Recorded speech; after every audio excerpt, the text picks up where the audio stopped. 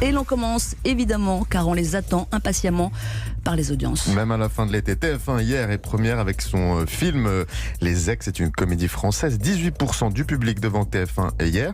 Juste derrière France 3 avec sa série policière Disparu, 2 millions de téléspectateurs. Et puis gros carton pour France 5 avec des trains pas comme les autres au Panama, 1,3 million de téléspectateurs.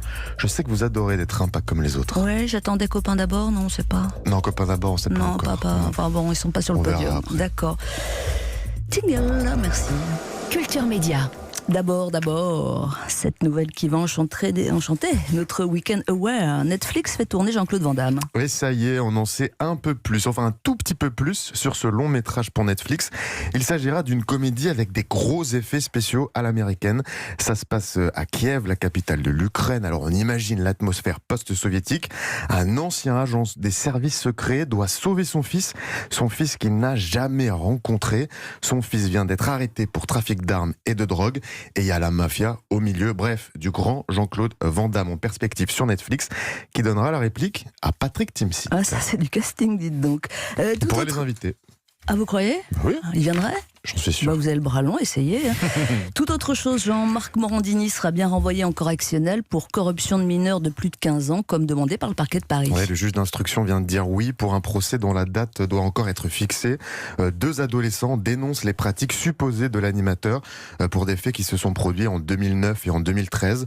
Le premier adolescent âgé de 15 ans aurait reçu des SMS à connotation sexuelle particulièrement explicite.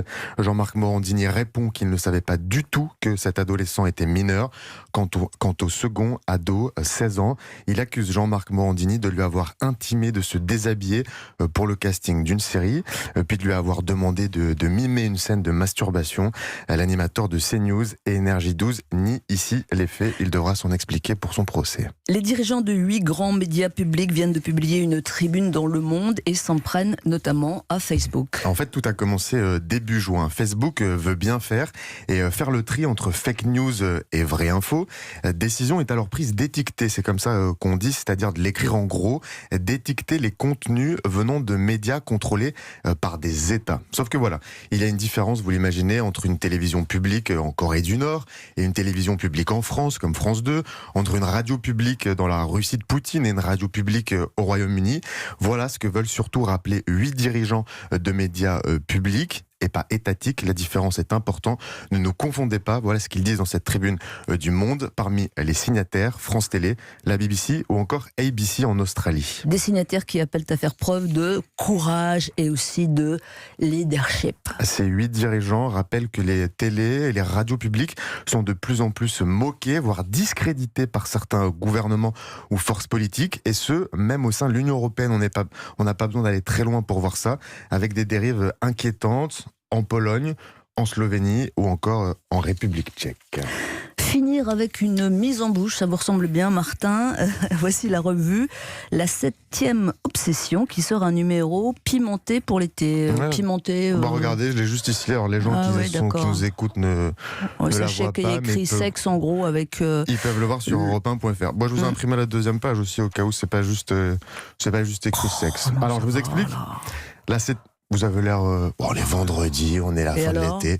Je vous explique. La 7e obsession, on n'est pas à la fin de l'été, vous savez, on est juste au milieu. On est à la fin du mois de juillet, c'est vrai. Ah oui. C'est compliqué. C'est pas parce que vous partez pas que... Vous partez ? Non. Bon, alors je vous explique. La 7e obsession, c'est une revue indépendante sur le ciné qui sort tous les 2 mois et donc au cœur de la torpeur de l'été.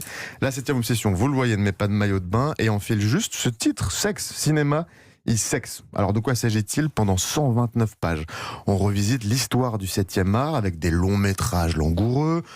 On s'embrasse, on fait l'amour quand on ne baisse pas, on se caresse seul à 2, à 3, à 4, à 25 entre filles et garçons, ou juste entre garçons, ou juste entre filles. Bref, il y a du sexe avec du goût et des odeurs, des photos en gros plans, des interviews dont la Frenchie Roxane Mesquida a révélé dans Un masseur de Catherine Breillat. Bon, vous aurez compris, et on a quand même posé cette question à Thomas Haydan, directeur de la rédaction. Est-ce que ce sexe, tout ce sexe, encore du sexe, n'est pas juste un argument marketing pour faire vendre ? Oh, vous la faites pas, vous On la fait pas. On écoute non. sa réponse ?